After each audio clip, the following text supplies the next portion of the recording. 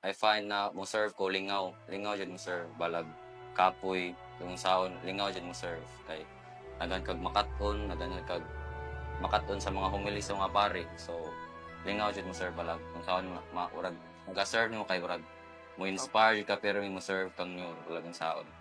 Naka-realize, naka-reflect kami nga in a sea of people na adyoy deep nga story matagtagsa or tagsa-tagsa. So I wouldn't be a volunteer forever, but I will be a devotee forever. Okay, you can always show your devotion, not just for with volunteering, but also visit here.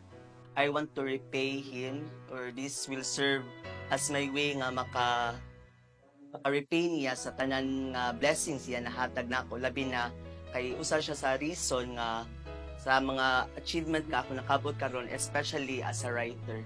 Hearing stories nga how wonderful the wonders nga dili lang di ay manguha og life si God, but at the same time mo restore og life si God.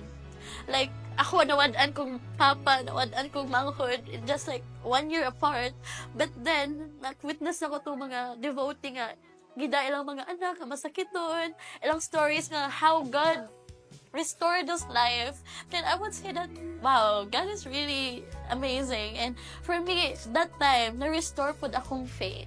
Akong paglaom niya nga. He's really there. He's listening. Akong paglaom ni ninyo kay hatagan ko niya o akong pamilya o maayong panglawas o iyang matabangan sa amo ang mga needs. And specifically, unta iya ko tagaan og nindot nga future, like isalig na ko niya tanan kung unsa man ang future nga naguwat para kanako. Akong paglaom ni ninyo kay tinuod akong mga gipangayo para sa akong kaugalingon o para sa akong pamilya. Akong paglaom kay ninyo kay hinaot nga iya kong tagaan o giya na hinaot nga makaserbisyo gihapon ko dili lang diri sa Basilica kundi sa atong mga katawhan. Ang akong paglaom kay nyor kay nag-guide gapon ko sa mga kinabuhi na kuan studies o mga serbisyo gapon sa mawa na diri sa simbahan, mga serbisyo gapon sa mga katawhan. So akong paglaom ni ninyo nga, unta Lord, imong ihatag sa mga tao nga naa diri karon ang ilang mga paglaom.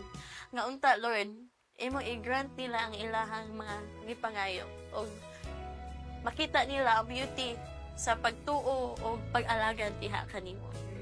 Daghang salamat, Malaang Banda.